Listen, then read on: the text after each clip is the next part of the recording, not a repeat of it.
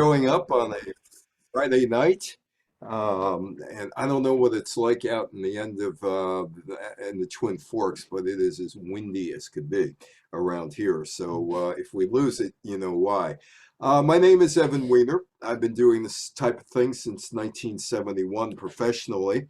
Although I'm not sure RKL Radio, WRKL Radio in Rockland County, New York was all that professional. It was a 1,000-watt radio station. And I also was doing work for two newspapers when I was 15. The Journal News in Nyack, New York, and the Bergen Record in Hackensack, New Jersey. That's me. That's Phil Simms in 1982, and I gave this talk in New Jersey, Raritan, New Jersey, the other night, and a guy says to me, "Oh, Phil Simms," he said, "he was a great quarterback." I said, "When I was interviewing him here in 1982, Scott Brunner was the fans' choice to take Phil's place." Phil, of course, won a Super Bowl with the New York Giants in 1987. And as Bill Parcells once said, when he retires, you're going to miss him around here. And there I am doing an interview, and there he is, more interested in eating his banana than answering stupid questions about Scott Brunner. But the Super Bowl, America's excuse to throw a mid-winter weekend party. Well, a couple of things about the Super Bowl. It was created after the United States Congress passed legislation allowing the merger of the American and National Football Leagues. The merger was tacked on to an anti-inflation bill. Like any politician is going to vote for inflation. Yeah, me, I'm the one. I like inflation, I'm the one. So they knew when they tacked it on to the anti-inflation bill, this thing was just going to sail through the House, through the Senate, get to Lyndon Johnson's desk, and he signs it on November 8th, 1966. Security for the Super Bowl. The Secret Service is in charge of security. It's a special events assignment rating level 1 event. There have been 50 agencies who have been working in the Glendale, Phoenix area for a year and a half involved in making sure the event is secure. There are about 50 agencies right now on the ground in Las Vegas to make sure next year's game is secure. They work for about a year and a half. No word on how much it costs taxpayers to provide security. And the NFL, you know, I wrote a book, America's Passion, Coal Miner's Game to Big Business. Originally, I was going to call it Cash on the Barrelhead because the NFL is all about cash. In God we trust, all others pay cash. And that's an old Gene Shepard book, as a matter of fact. The NFL doesn't put their hands in their pocket to help secure their event except for their internal security. The FBI, FEMA, TSA, Customs and Border Patrol, and the local police, and it's a whole bunch of local police departments in the Valley of the Sun this year. Phoenix, even though Glendale's hosting the game, are part of the security team. This is 1965, and this is January, and those are players from the National American Football League All-Star team. On the far right, that's Butch Bird. The guy in the fedora in the back is Earl Faison. Bird played with Buffalo. Faison played with San Diego. Curtis McClinton, a running back with the Kansas City Chiefs. Looks like he has tickets in his hand. He also has a fedora, and I'm not sure who that guy is because he is looking down. They are at the ticket counter at the New Orleans airport looking for flights back home. Quick background on this game. How did it come together? Well, Civil Rights Act of 1964 signed into law by Lyndon Johnson on July 7th. Jim Crow, New Orleans, players boycott. Senator Russell Long of Louisiana, Representative Hale Boggs of Louisiana, who was Cokie Roberts' father, for those of you who are news junkies and remember Cokie Roberts. The Brooklyn representative, Emmanuel Seller. They're all part of the Super Bowl creation by accident and design. That is Walter Beach. He graduated Central Michigan University. And Walter Beach and I have one little thing in common. Walter Beach matriculated at Central Michigan, and I gave a speech, or two speeches actually, at Central Michigan University on April 14th, 1999. Walter Beach is shown here in his Cleveland Browns uniform, but he started his career with the Boston Patriots. And he was cut by the Patriots ownership, led by Billy Sullivan in 1961, labeled a troublemaker. Why? Well, the Patriots, they're playing a game, preseason game in New Orleans. They're already testing the market. Oakland thought about moving to New Orleans after the 1961 season, the Oakland Raiders. So they're testing the market to see if the market could handle the American Football League team. And Walter Beach tells the Patriots ownership and management, hey, look, I'm part of this team. I was with the team in 1960. I'm part of this team. I do not want to go to New Orleans and not be with my teammates. They're at the good hotel. They're eating at the good restaurant. I have to stay across town at a bad hotel, eat at bad restaurants. I have to take a bus to the other side of town. I just don't want to do it, and the black players don't want to do it. For that, he was told, goodbye, farewell. We're not interested in your services anymore. He's cut. He ended up with the Cleveland Browns in 1962. Walter Beach was not the first athlete to say, I'm sitting out. It was Elgin Baylor back in 1959 with the Minneapolis Lakers. And the Minneapolis Lakers were part of the National Basketball Association, and they're playing the Cincinnati Royals. In those days, whoever threw down the court, whatever city, and if you had money to give to the NBA owners, you had a game there. And they had a game in Charleston, West Virginia. And Elgin Baylor did not play in that game. Why? Charleston, West Virginia was a segregated city, and he protested the living conditions. So Beach is gone. But that's the first protest in the AFL. It wasn't the last. In this picture, in the upper row on the left side, is Freddie the Hammer Williamson and Clement Daniels, running back with the Oakland Raiders. Williamson, the defensive back. My old buddy Jim Otto, Double O, the center. Art Powell, the old New York Titan, on the right side next to Jim Otto. And Al Davis, AD. He's a rookie coach with the Oakland Raiders in 1963. The Oakland Raiders scheduled to play the newly named New York Jets in Mobile, Alabama in a preseason game. The AFL held preseason games in 1960, 61, 62 in Mobile. It's August 1963. 6 African-American members of the Oakland Raiders refused to play in an exhibition game versus the New York Jets at Ladd Stadium, which had segregated seating. Again, Mobile had hosted 3 prior AFL preseason games in 1960, 61, and 62. And Al Davis is immediately put to the test as the new coach of the Oakland Raiders. There he is, the 34-year-old coach from Brooklyn, New York, who went to Adelphia University out in the island. And he's looking at the field, but the game is played in Oakland.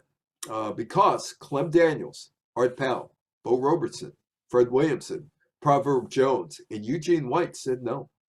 Now, Al Davis could have said, well, you know what? I'm not supporting you. We're going to play anyway. But they were backed by Davis. The game played in Oakland. And that is Mobile. That is Ladd Peebles Stadium, where the Senior Bowl is taking place this year. But check out this condescending statement by Ray Schuessler Jr., who was the Mobile Ladd Stadium manager in 1963. Just check out that first sentence. We don't want 4 boys from Oakland telling us how to run our stadium. We're going to integrate quietly. Now we're going to go ahead as in the past for other exhibition games here. The game was never played. Clement Daniels, the running back, said, I wanted to play in Mobile before an integrated crowd and contribute in a small way to breaking down these needless prejudices. The AFL never returned to Mobile. The 1965 Senior Bowl in Mobile was integrated, although organizers reluctantly did so. Reluctantly did so even though the Civil Rights Act of 1964 had been passed in July 6-7 months earlier. Well, that leads us to New Orleans again, and the second boycott in New Orleans. This one would become probably the most famous boycott of all until Jimmy Carter and the Olympic boycott of 1980 by the United States. Cookie Gilchrist running back for the Buffalo Bills. Well, the AFL decides, you know what? We need to expand and expand soon. NFL beat us to Atlanta, but we're going to go to other cities. New Orleans, Dave Dixon, other people said city was going to welcome the AFL All Stars, which included 22 black players with open arms. Segregation, Jim Crow, that ended. That ended with Johnson's signature. And the city desperately wanted a professional team. Couldn't get the NFL, but we'll take the AFL. Now, if you look at the AFL, they are the only league in existence back then. And the leagues that were in existence were the American Basketball League, which lasted from 61 to 63. They were still kind of in business when, no, they were out of business when this game was played in San Diego, the AFL All Star Game. The NBA, the Major League Baseball in the NFL. You know the history of Major League Baseball and African Americans. The NFL, they weren't much better than the Major League Baseball. So look at the program from San Diego, January 13th, 1963. Hank Stram, my buddy. I once did a radio interview with him, and he's talking about, well, what wig should I wear? I said, what do you mean, what wig? It's just a radio broadcast. He said, well, I could be Disco Hank, I could be Country Hank, I could be City Slicker Hank. So we're doing radio. So well, what do you want? I said, surprise me. Pop Ivy. But look at the players. 8 players. 3 African Americans, 5 white guys. Charlie Hennigan, Len Dawson, Jim Kokla, Bud McFadden, Larry Grantham, Cookie Gilchrist, Earl Faison, and Freddie the Hammer Williamson. The American Football League was the only league at the time to truly embrace the African American athletes as an equal to the on the field with the white players. About 3-4 years ago, well, that's right before COVID, 3 years ago, I was talking to my friend Irv Cross, and Irv said, well, what are you doing? I said, I'm working on the Super Bowl because that's the end of the month. He said, what are you going to talk about? I said, the quota. He said, oh, wait a minute. He said, wait a minute, the quota, right? And I said, yeah. He says, let me think back to my rookie year in 1961 and my teammates in 1961. And he starts talking about Tim Brown, Ted Dean, Clarence Peaks, Irv Cross. He said, we had 4. That was the quota, 4. 2 guys, 2 rooms on the road, 4 guys. Most of the NFL teams had 4 Negro players. NFL scouts want to watch players from big-time schools and conferences. The AFL looked for players with a different background: Grambling, Bethune-Cookman, Prairie View, North Carolina A&T, Morgan State, Southern University, and A&M College. And the media looked at those guys with their backgrounds and how the NFL went to the big conferences and decided, hey, AFL, they're just, they're not even major league. Look at where they're getting players from. While the NFL would get players from Ole Miss and Louisiana State University and other teams around the country. And look where the AFL is picking players from. But those guys could play. Those guys could really play, and that made the AFL exciting. Ironically, the Civil Rights Act of 1964 destroyed the black college football programs, as the best players can now attend the big schools like Alabama or Tennessee or Louisiana State University, Texas A&M, SMU, Oklahoma, Georgia, North Carolina, South Carolina, Florida State. So that got rid of most of the good players in the black college football programs. So the players will be welcomed with open arms. That's Ernie Ladd. He's 6'9". He weighs 315 pounds. He's with the San Diego Chargers, and he's one of the 22 All-Stars. Well, the AFL All-Stars knew there were problems when they got to the airport. The white guys were able to get cabs into the city.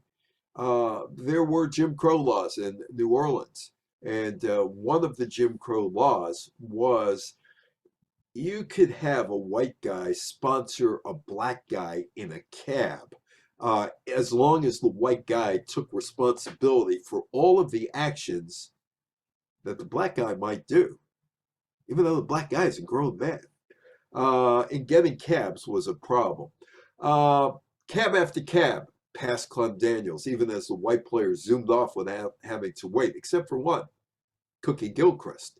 Cookie Gilchrist was able to get a ride with Jack Kemp, the Buffalo Bills quarterback, his teammate, because Jack Kemp was the president of the American Football League Players Association. When a black player went to hop into other cabs with a white teammate, the cabbie would say, "No can go." Well, they couldn't get to the Hotel Roosevelt or the Fontainebleau Hotel until they got the colored cabs to pick up the colored players. Jack Kemp called Bud Adams, the co-founder of the American Football League, the owner of the Houston Texans, who called the governor of the state and the mayor of New Orleans, and they got the cabs out. So the players are able to get to the hotel and decide we're gonna have a nice night out. But the black players were denied access at some restaurants, nightclubs in the French Quarter. Ernie Ladd. Ernie Ladd is walking with some of his teammates, like Earl Faison from San Diego Chargers, and they pass the Playboy Club, and they hear James Brown blaring out on the speakers. So they said, "Hey, man, Soul Brother is there. They're playing soul music, so let's go in there." The bouncer comes up to Ernie Ladd. He's about 5'7" from what the guys told me. Ernie Ladd's 6'9". And the guy said, "I wouldn't go in there if I were you." Ernie Ladd rips the door off its hinges and walks in. Guy takes out a gun and he says, "I told you I wouldn't go in there if I were you." Players were called names. They were spit upon. Abner Haynes, this is my buddy. He lives in Dallas, Texas. For old AFL fans, from 1962, it's a long time ago, 61 years ago, they might remember Abner for winning the coin flip and saying that we'll take the wind instead of the ball.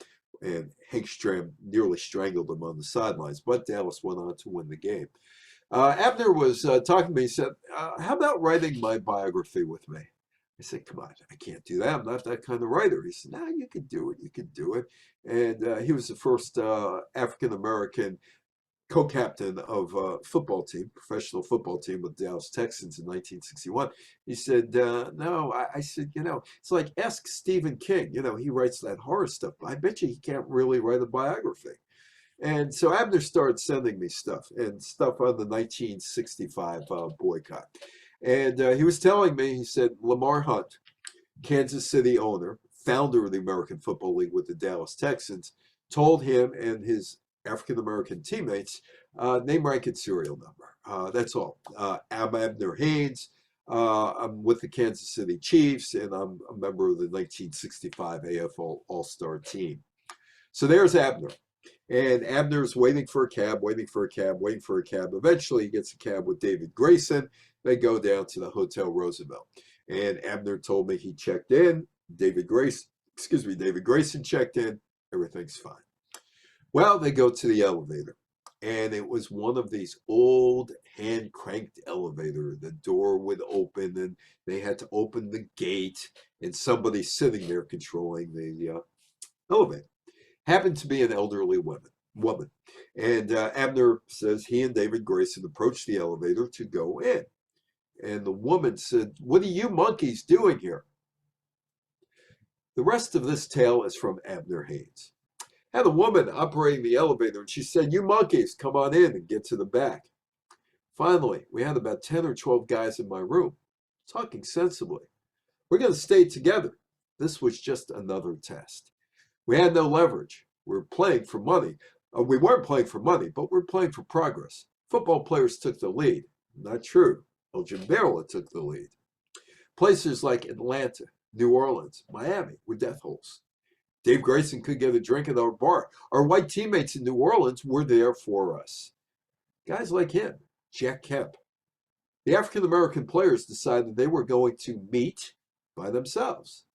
Told that to Jack Kemp. Kemp said, whatever you do, this is what Kemp told me years later, whatever you do, we support you. By the way, this is a picture that kind of makes me sad. Not the fact that it was done in 1979, but I was with a 500-watt radio station at the time, WGRC Radio, doing some stringing work for WNEW, the Metro Media station in Manhattan.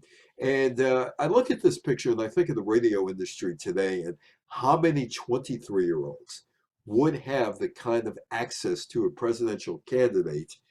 And that's what Kemp was in 1979 when he was in Spark Hill, New York at a country club raising money.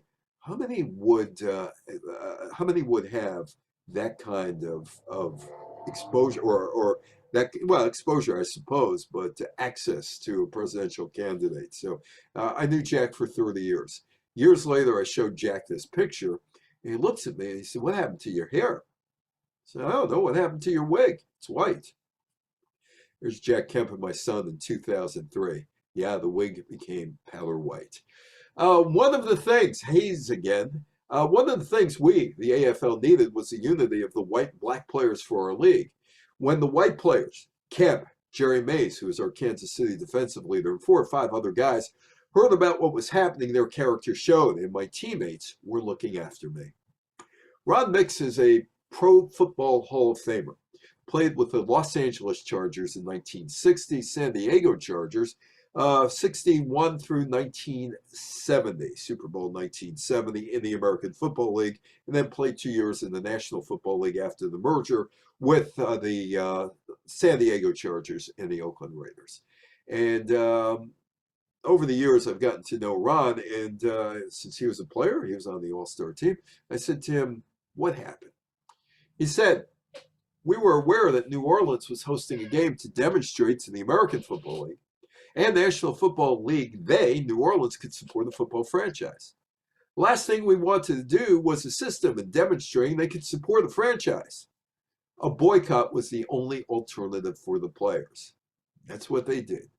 They left. They went back home, then ended up in Houston to play the game. And Abner Haynes told me that Houston was no day at the beach either, but they had a team there, so they knew the lay of the land in a segregated city. Dave Dixon was irate. He was going to be the owner of the New Orleans team of the American Football League. And he would eventually end up being the founder of the United States Football League. But he was absolutely irate that the players boycotted. He told the New York Times the boycotters had unjustly sullied New Orleans' reputation. I guess one player having a gun pulled on him and players being spat at and cursed at, that wasn't going to sully New Orleans' reputation. And complained about their militant action and said the militant action would not only damage the city, but would greatly retard efforts by men of goodwill of both races to achieve harmony. That is the mayor, Victor Shiro. Look at that. I don't know what he's doing there, but he's glad-handing somebody, and there's a guy there playing the guitar and all that other stuff. The mayor said, hey, black players should have just rolled with the punches. Meanwhile, the governor, John McKeithen, said, there's some clubs down on Bourbon Street that won't even let our district attorney, Jim Garrison, in. Well, Garrison in those days was promoting conspiracy theories about the Kennedy assassination, so maybe that's why they wouldn't let Jim Garrison in. So New Orleans, well, they don't get the team. They're on the outside looking in. Eventually, New Orleans would become a political pawn, and the Super Bowl would rise out of the ashes of the New Orleans boycott.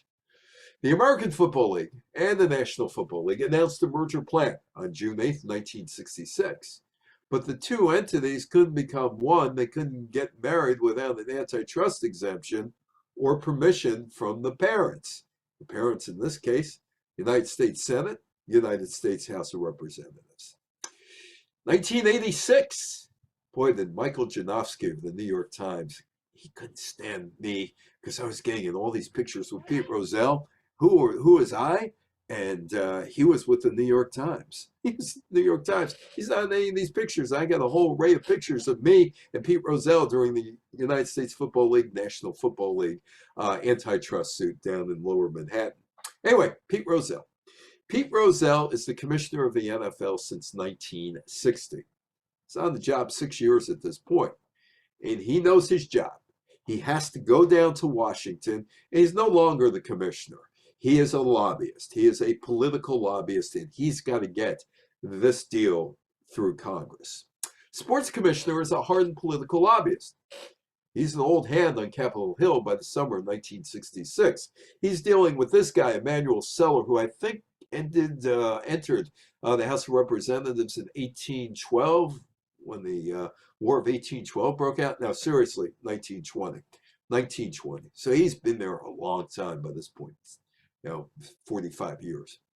1961, Rozelle knew who he had to speak to in the House of Representatives, the Brooklyn Democrat Emanuel Seller, in an attempt to win a limited antitrust exemption to be like Major League Baseball. They had an antitrust exemption, so they could sell 1961, it would be 20 franchises as one to either CBS or NBC for the game of the week. The NFL couldn't do that. They couldn't do that at all. So he had to go, and they were told by Judge Grimm in Philadelphia, who had been working on TV issues or her TV issues for the NFL, and he told them, go to Congress. Don't come to me, go to Congress. So he goes to Congress, and he says, can we bunch our 14 franchises together as one, like Major League Baseball and even the American Football League on a limited network like ABC or the NBA, who they've done it under the radar at that point with NBC. So it goes to Seller, says, well, what can you do? Sports Broadcast Act of 1961 was signed into law by President John F. Kennedy September 30th that year. Allowed the NFL to bundle 14 franchises and sell a package of games to a TV network, either CBS or NBC in those days. The law helped propel the NFL into a different economic orbit. Took 2 days for Emanuel Seller to get it through the House. 1 day for the Tennessee Senator Estes Kefauver to get it up through the Senate into John Kennedy's desk. Kennedy signs it. So here are two of, I wouldn't call them parents, but two of the relatives of the Super Bowl, or the people who had to approve the Super Bowl. On the left, Russell Long, Louisiana Democrat, senator. On the right, President Lyndon B. Johnson. Neither the Louisiana Democrat Senator Russell Long, who was the Senate's majority whip and chairman of the Senate Finance Committee, nor the Louisiana Congressman Hale Boggs were very excited about this planned merger, because neither saw a merger benefiting from New Orleans, as the city had neither an AFL nor an NFL team, and they could pull votes away from Mississippi and from Alabama. They wouldn't from Florida, they could from Florida at that point, because the Miami Dolphins, the Dolphins came in, so they weren't going to pull it from Florida. But North Carolina and South Carolina and Tennessee and Oklahoma and Arkansas, they could pull those votes away. And the NFL needed, they thought, every vote to get this merger accomplished. So the NFL comes up with a plan. Shea Stadium is in Queens, New York.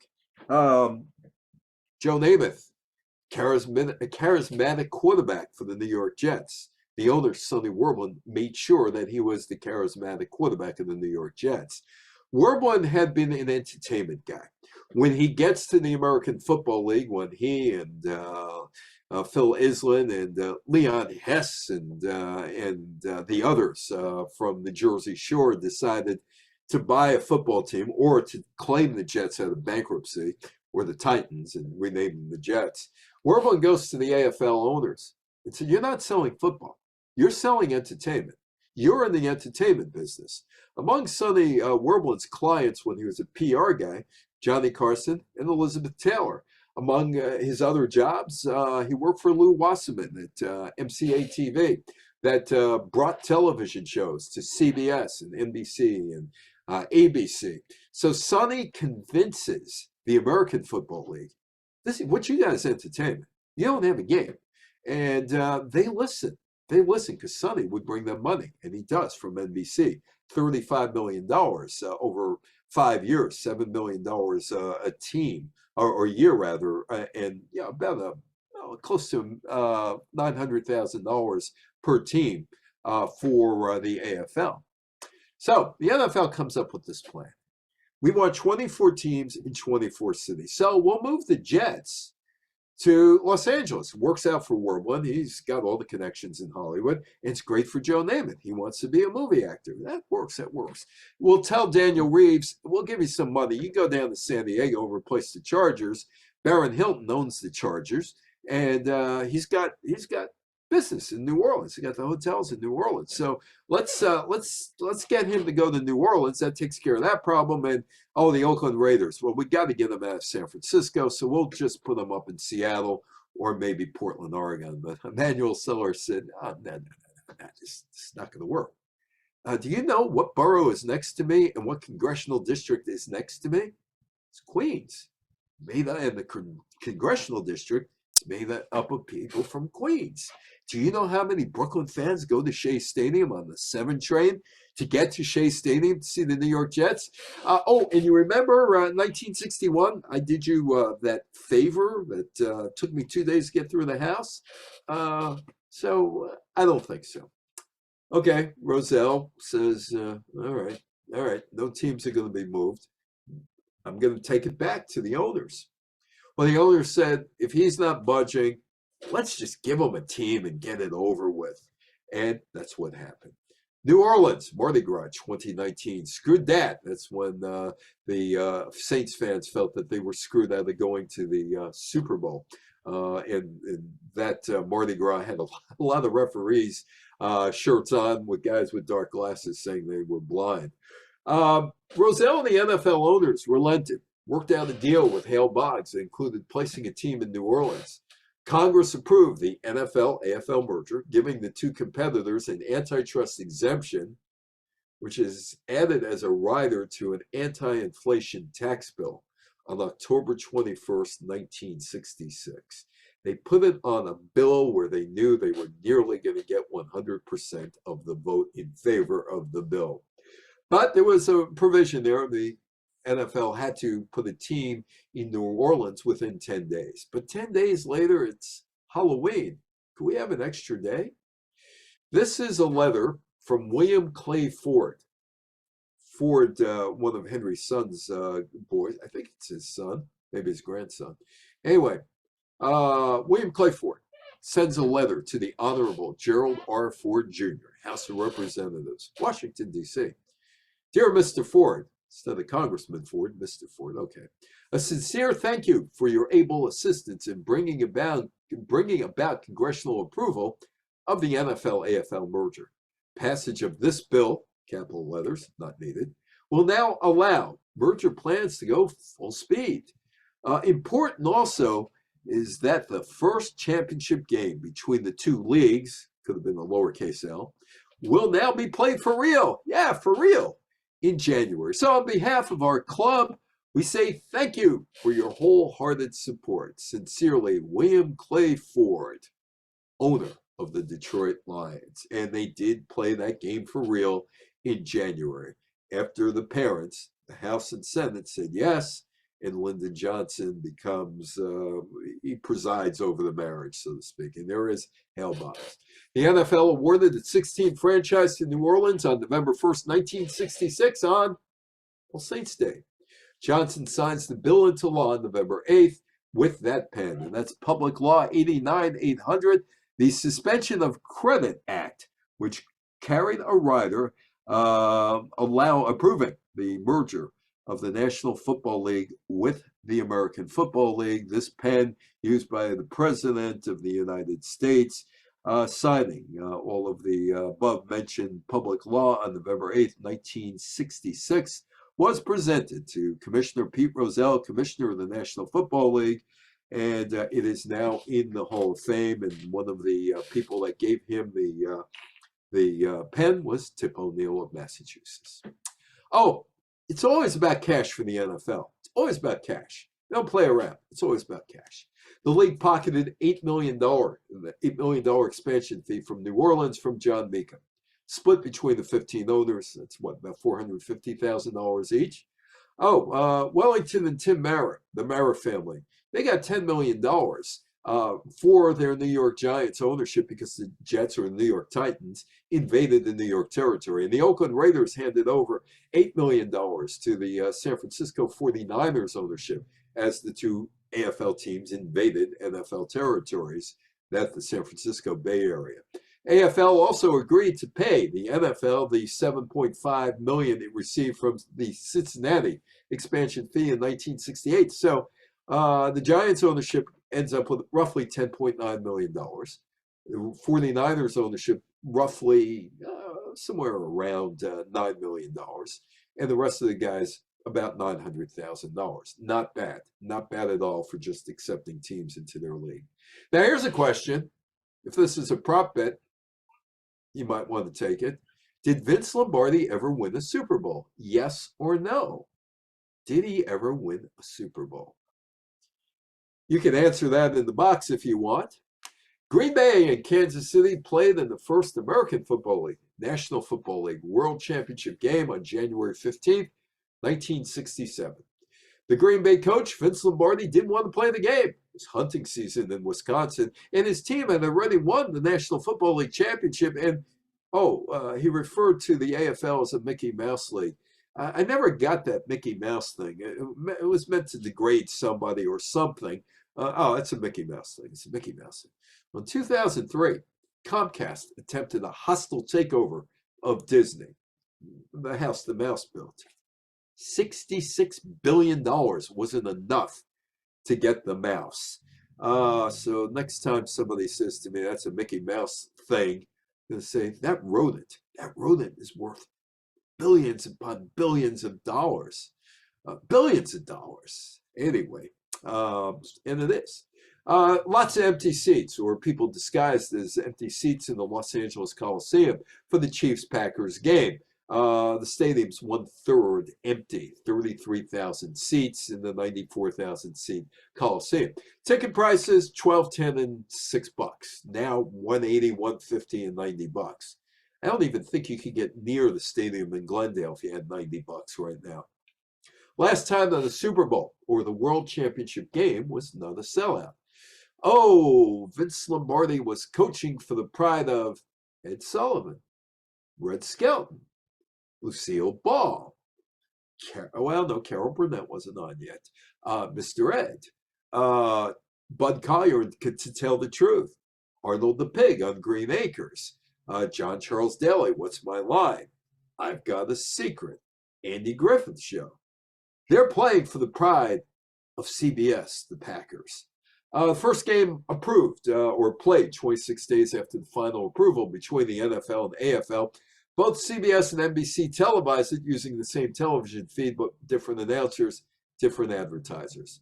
The CBS chairman, Bill Paley, who founded CBS with a radio station, WCAU in Philadelphia in 1927, leaned on Lombardi. He's coaching for CBS's pride. But how valuable was that first game? Neither network decided it was all that valuable because they wiped out the tape of the game. And no complete copies have surfaced in the past 56 years. I guess, they might have needed the tape over at CBS for Guiding Light, or over at NBC, maybe for Jeopardy or Hollywood Squares. I don't know. The NFL was hoping somebody would find it. And they still have a $10 million reward out there for a copy if someone has the copy. There was a theory that the NFL, which sent the tapes over to Korea or Japan or Vietnam, and some soldier might have just stashed it in his duffel bag, thrown it in the stuff going home, brought the tapes home, didn't know what to do with it because they didn't have those machines, just left it up in an attic. But hasn't surfaced in the past 56 years, and at this point, will never surface. Those tapes probably have degraded anyway. Mickey Mouse 3. Talking to Jerry Kramer. I did an interview with him in 1988. And he was talking about that game in 1967. He said, I was mentioning to Frank Gifford years ago. I was talking to Frank Gifford years ago, and he mentioned that he announced the first Super Bowl. Gifford said he was fairly cool, fairly calm and relaxed. He went over to put his arm on Vince's shoulder. and Lombardi was shaking like a leaf. By the way, Frank Gifford was Vince Lombardi's favorite all-time player. Max McGee was probably Vince's all-time favorite character in the National Football League, and Max was everything that Vince wished he could have been or could have been. Gifford said, that really made me nervous. Gifford, of course, was a CBS announcer. He represented the NFL, and Vince's team was playing for his pride. Boom, boom, boom, NBC. CBS and NBC charged $42,000 for a 30-second commercial. I think it's $5-6 million this year. Two networks paid $9.5 million to televise the game. The leagues couldn't even agree on which ball to use. When Green Bay was on offense, they used the Wilson Duke football. When Kansas City had the ball, they used the AFL-sanctioned Spalding J5V, or for those of you in the New York area, Spalding. Big little ball that you play punch ball with, or stick ball with, or stoop ball with. Oh, it was Ford, the NFL sponsor, against Chrysler, the AFL sponsor. CBS against NBC. NFL establishment sports writers like Tex Mall of Sports Illustrated against Kurt Gowdy of NBC. Gowdy threatened to punch him out during the 1969 Super Bowl. It just wasn't a game. That all subsided as the Dallas Cowboy president, Texas E. Schramm, told me. By the way, if you ever talked to Texas E. Schramm, shook hands with him, made sure that after you shook hands with him, you counted that you had all 5 fingers. Tex also exaggerated some stuff. The Super Bowl kind of put the icing on the cake, and the interest in the National Football League kept rolling until it was the most popular spectator sport in the United States. No, Tex, it wasn't. It got that position in 1965 when football passed baseball in the Harris poll as the most popular sport in the United States. But hey, it's Tex Schramm, cut him some slack. And that's where the game was played. That was about 3 facelifts ago at the Memorial Coliseum in Los Angeles in 1984. The game played January 15th, 1987. Well, first game is done. Second game is upon us. It's the Oakland Raiders and Al Davis against the Green Bay Packers. Now, some people, actually just one, Al Davis, began calling the American Football League, National Football League World Championship game the Super Bowl in 1968. No one could think of a proper name. NFL Commissioner Pete Rozelle, telling me in an interview in the 1980s, said he thought Kansas City's owner Lamar Hunt's idea of calling it the Super Bowl corny. Corny. I looked at Pete and I said, I haven't used that since the 1960s. Remember, this is mid-1980s. I looked at him. I said, you really weren't born in 1926? He said, yeah, things like razzle dazzle and looky, looky, looky, here comes Cookie. I said, you really are old. And we both laughed at that. Hunt was the founder of the American Football League in 1959. In a July 25th, 1966 letter to Commissioner Pete Rozelle, Hunt wrote, I have kiddingly called it the Super Bowl, which obviously can be improved upon. Well, I got to talk to Lamar at one of the NFL owner meetings somewhere in the 1990s, and we sat down and we talked about the name. By the way, initially, never copyrighted. Never copyrighted. Then they trademarked it. But initially, anybody could have had it. It was one of the spur-of-the-moment things. No one ever said what we're going to call it. It was one of those things that just came out of the mouth. It wasn't too inspired. Or was it? Well, I was in Queens, New York, living in Woodside, and I had this toy that I loved. Well, in the palatial mansion that the Hunt family was living in Dallas, he's home one day and he's watching his children play with a ball when he first uttered the words. They each had a Super Bowl that my wife had given to them, and they were always talking about them. And I just used the expression Super Bowl. It was an accidental thing. Or was it? I don't know about you or people who might be listening to this talk who lived in the 1960s, but I had a blue Super Bowl. And it bounced all over the place, all over the place. And it's the inspiration for the Super Bowl. Oh, by the way, whatever happened to the Whammo Super Bowl? Well, its shelf life was considerably less than the Super Bowl. Toy made of Zectron. Chemical engineer Norman Stingley found that when formed at 50,000 pounds of pressure, Zectron becomes uncontrollably bouncy. Whammo began producing a ball made of Zectron in 1964. And then I was in front of the TV. I watched Channel 5 in New York, Soupy Sales Show, Sandy Becker Show. Occasionally, I'd watch Officer Joe Bolton on Channel 11 because he had the Three Stooges. And maybe Captain Jack over on Channel 11, Jack McCarthy, because he had Popeye. And I used to sit there and watch those commercials. Double top secret formula. It's a double top secret formula. Had an impression on an 8-9-year-old me for Zectron. But the competitors knew what it was. It was Zectron, and they did the same ball, and there were too many of them out there, and the Super Bowl floundered and was out of production by 1976. There's me. There's Bruce Morton, who happens to be out there, and at least I saw him before. Hi, Bruce.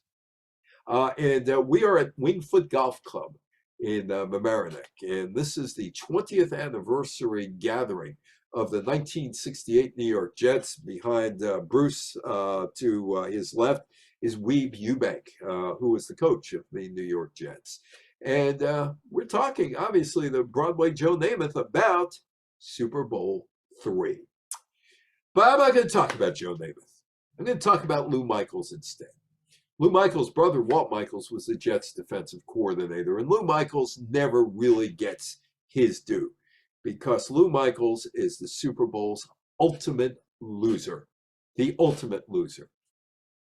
It's January 5th, down near Fort Lauderdale, and Lou Michaels is relaxing with some of his Baltimore Colt teammates in a bar, and Joe Namath walks in with Jim Hudson. Now, they walk in quietly, and Namath and Hudson spot Lou Michaels. They run back out, they come back in, and the commotion starts. Lou Michaels remembers.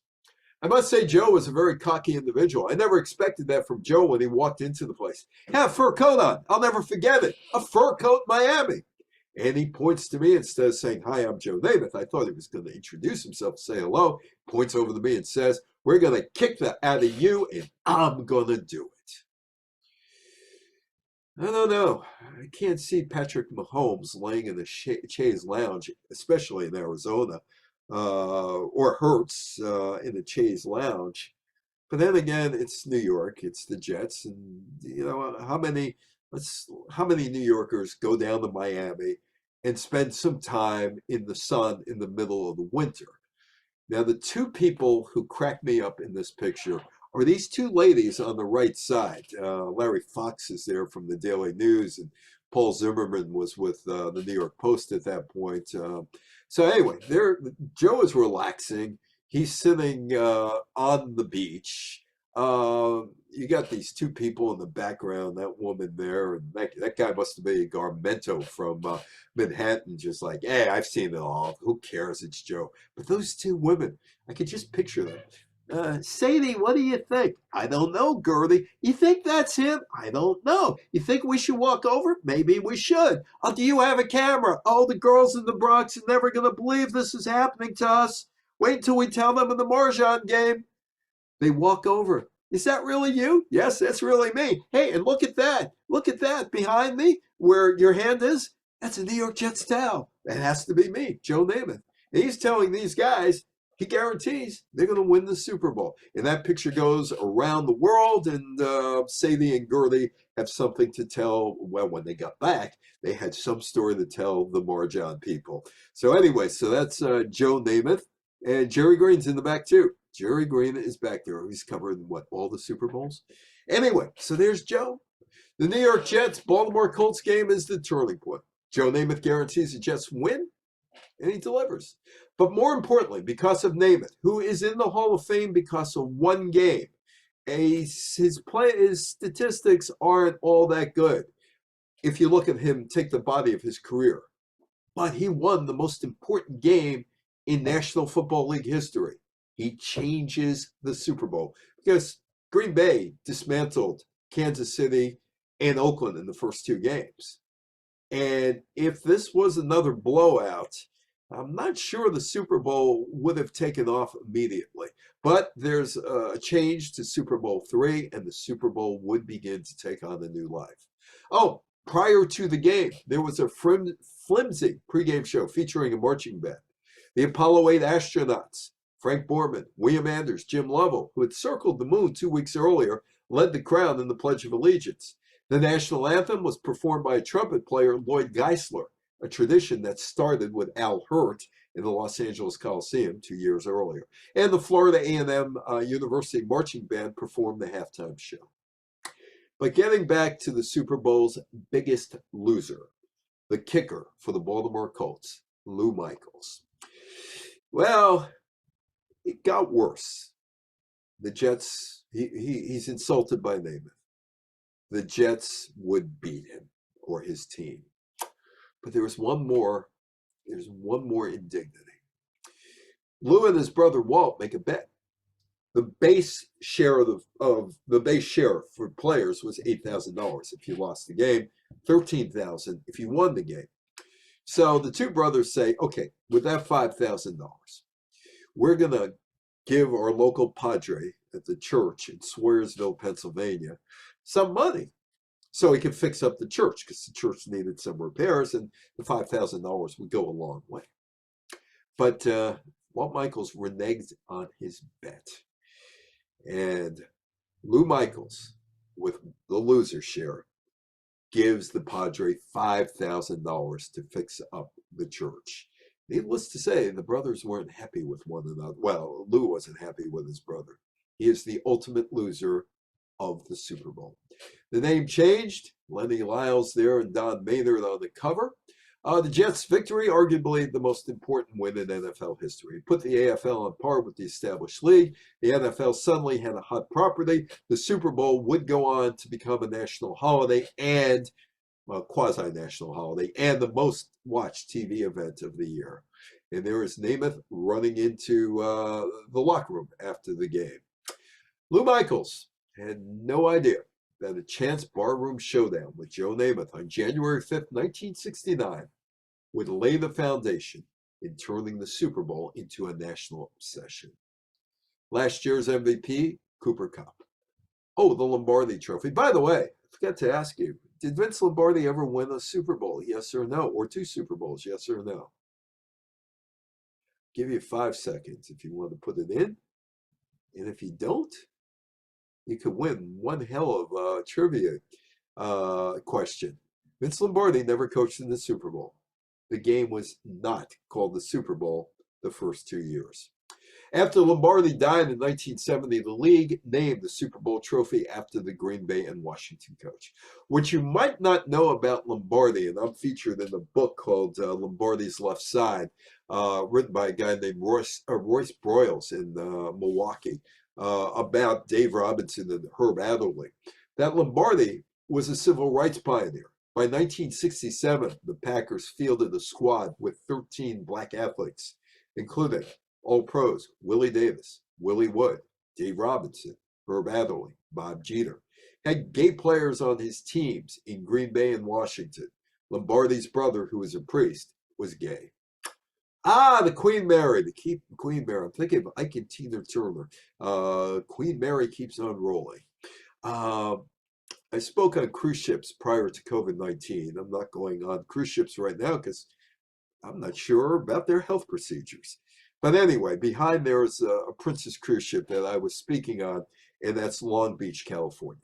And took a tour of Queen Mary, actually. The Queen Mary is where another tradition starts, the Super Bowl party. Super Bowl takes on the new personality at Super Bowl VII. My friend, the late Shelley Saltman, who was beaten up by Evel Knievel, told me all about this party. And yeah, Shelley, I'm talking about you, but put the phone down because you're not reaching me, hopefully for another 15 years. And he said, anybody who's anybody in Los Angeles who was in town was at that party. And the word leaked out about that party, that Dean Martin was there and others were there. And people said, hey, wait a minute. They can have a big party surrounding the game. Why can't we? Oh, there's John Madden. He called me Weiner. I called him Madden. Dennis Steele on the right used to get upset because he called Dennis Steele Dennis. And Madden didn't know anybody's first name except Dennis. And Dennis said, does he like me? I said, don't worry about it. Steele's too tough a name for him to remember. Oh, it's party time. Let's do this Madden stuff. Hey, you got your dogs there, and yeah, you got your burgers there, and you got your chicken there, and you got the cake. Hey, wait a minute. No rye bread. How could you not have rye bread? You got to have rye bread. You got your ketchup, you got your mustard, but no rye bread? Well, Madden would call this party a failure because his favorite sandwich was ketchup, mustard on rye bread. But anyway, you get the idea. It's party time, and I'm sure some of you have gone to parties. Every community in America is touched by the Super Bowl as stores sell big screen TVs. Supermarkets have super sales, and Lori Levy of the Beer Institute, I don't know if she's still there, but when she was with the Beer Institute, pointed out just how big a party day the Super Bowl really is.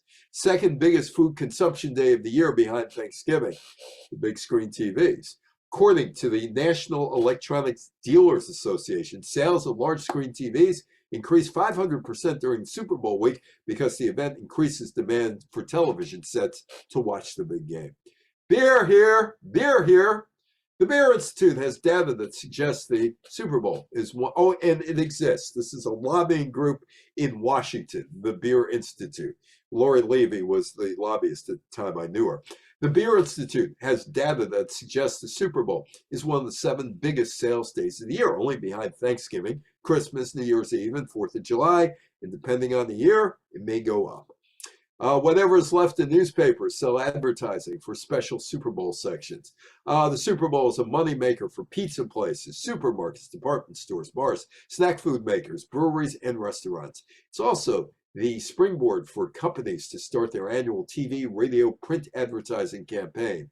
The actual game begins to take second place as a news event as the NFL attempts to draw non-football fans to the TV. And rating commercials becomes a major part of the entertainment package. Bruce is in this room. Bruce Moore. I don't know. Bruce, were you there when we went to, I think it was Smith and Walensky's or the place across the street from Radio City Music Hall, where they just played Super Bowl commercials. This is in the mid-1980s and the greatest Super Bowl commercials of all time. And we're sitting there and I'm thinking to myself, why am I here? Why am I here? But the NFL began to market the commercials in the mid-1980s, and this commercial remains the top commercial of all time. It's an oldie. It's 44 years old. It was done in the stadium in Mount Vernon, New York, that no longer exists. And it's the kid, and it's Mean Joe Green, who offers him the Coke. No, Joe, wait a minute. I don't think pantyhose was ever sold during the Super Bowl, but there's Joe anyway. You know, when you win a Super Bowl, hey, you should do a pantyhose commercial. And women, when I do this live, women ask me, how come you only show him that way? We want to see the pantyhose. We want to see more. I said, you mean like that? Yeah, like that, like that, like that. Of course, if you put on cable TV, you got Joe selling you Medicare coverage helpline. I'm happy I called. 1-800-858-8100. Jimmy Walsh's agent has him pitching Medicare. Oh, well, yeah, he's going to be 80 years old. So, some of the best of the commercials. Coke, Mean Joe Green, Apple, Sledgehammer. The only time Apple computer ever advertised on TV, one commercial on the Super Bowl 1984. Pepsi, Coke guy takes a Pepsi. Tabasco sauce, Mosquito. Doritos, 3D Doritos. Budweiser, Clydesdales. Reebok, Terry Tate, office linebacker. And the commercial that featured 88-year-old Betty White and Abe Vigoda, the Snickers commercial in 2010. Oh, let's get back to politics here. The Arizona problem. Bill Bidwell moved his St. Louis Cardinals franchise to Phoenix or Tempe, Arizona in 1988 and nearly destroyed the franchise because he was such a screw up. And that would lead to some problems for Bidwell, for the NFL, because of a canceled Martin Luther King Day holiday. MLK National Holiday.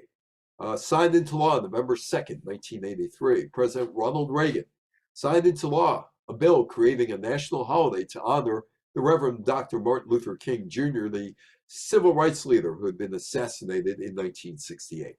The holiday was observed for the first time on January 20th, 1986. Neil Lomax going out to the desert, 1988, the Cardinals quarterback. Bidwell screwed up the market. They weren't selling tickets except when the Dallas Cowboys came to town. The NFL owners awarded Bill Bidwell's Phoenix Cardinals the 1993 Super Bowl in an effort to boost sagging attendance in Tempe in March 1990. But there's a problem. In 1986, the governor, Bruce Babbitt, issued an executive order creating a paid MLK Day. Arizona Governor Evan Meacham canceled the Martin Luther King holiday in 1987.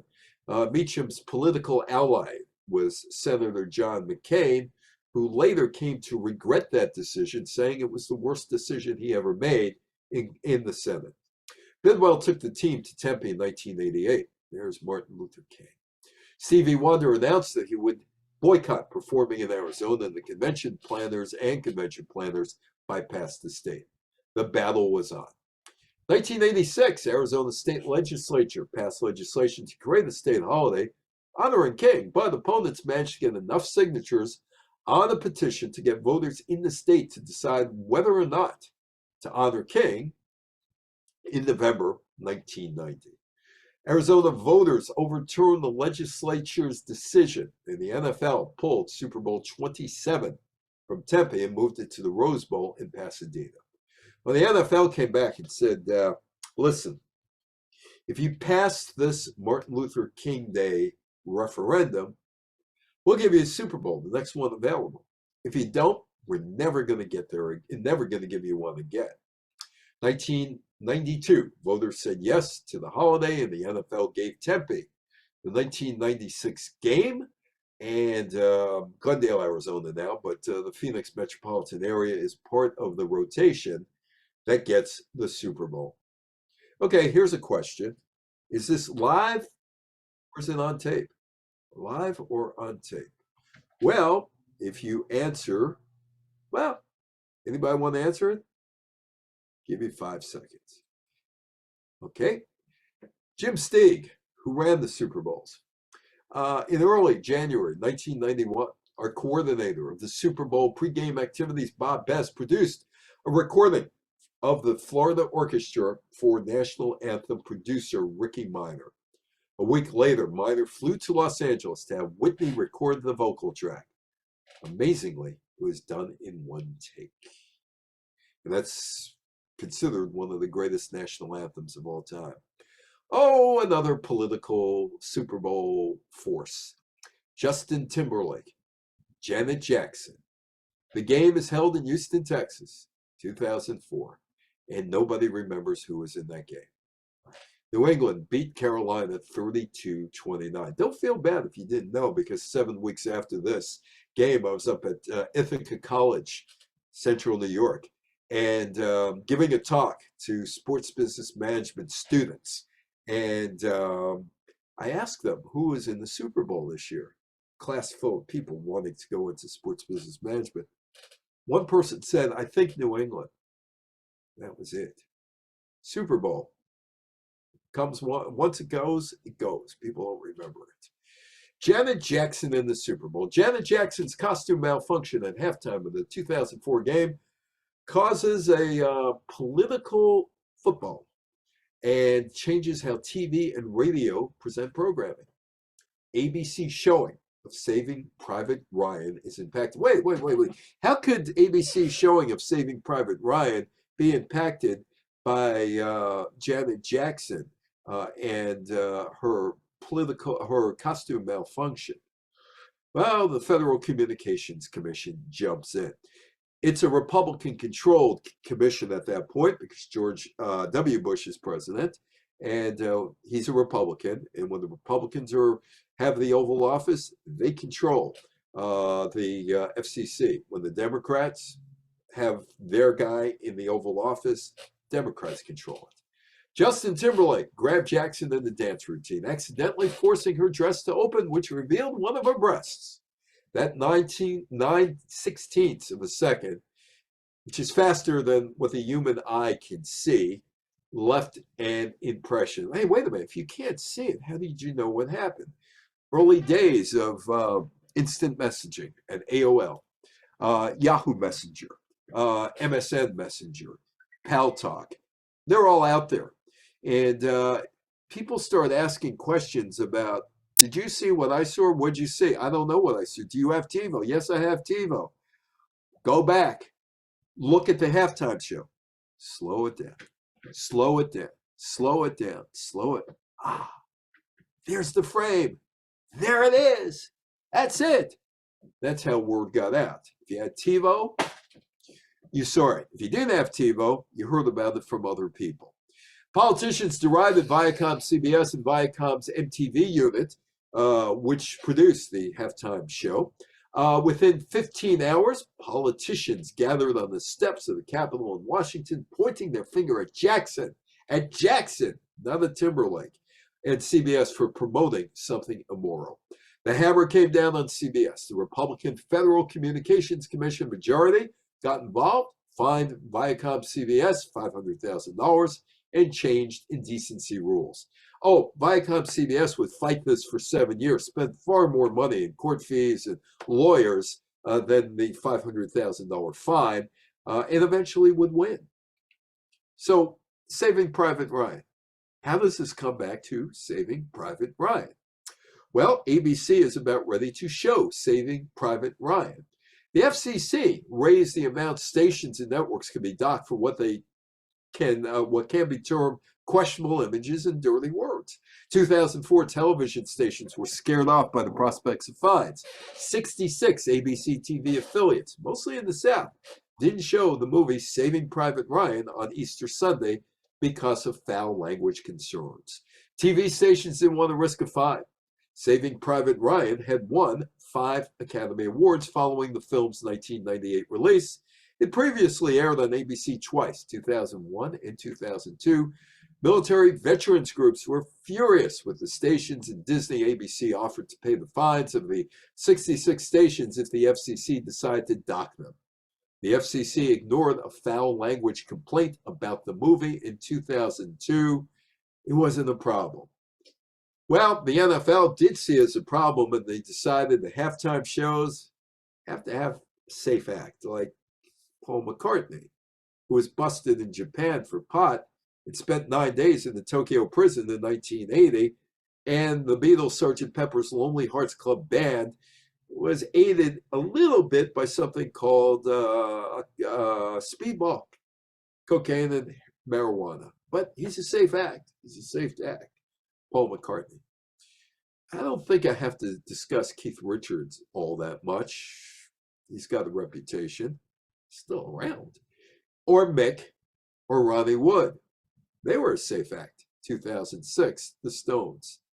The Who, safe act as well, despite the fact that two of the 4 members of the classic Who roster, Keith Moon, the drummer, died from a drug overdose of legal drugs because he was trying to lose weight, and John Entwistle, the bass player, died from a cocaine overdose. And there is Roger Daughtry and Pete Townsend, who are still out there, as are the Stones, as is McCartney. It's more than a game. Bruce Springsteen, Mariah Carey, Michael Jackson, Madonna, Justin Timberlake twice, Beyonce, Jennifer Lopez, Janet Jackson, Paul McCartney, the Rolling Stones, The Who, Whitney Houston, Prince, Lady Gaga, Dr. Dre, Katy Perry, who had a song which would have annoyed some people, called I Kissed a Girl and I Like It. Kendrick Lamar, Eminem, Snoop Dogg, Mary J. Blige have performed during the halftime ceremonies. You will no longer see Up With People performing the halftime show. Well, thank you very much. There is me and Marcus Allen back in that, I guess, was 1983 when he won the Super Bowl MVP. The Super Bowl took an act of Congress to create it. It took an upset. Joe Namath, team was 17.5-point underdogs to Baltimore to make it relevant. It took a party on the Queen Mary to get people interested in throwing their own parties. The commercials started to be rated. But also, the Super Bowl, still a political force. There's a Martin Luther King Day celebration in Arizona because of the Super Bowl.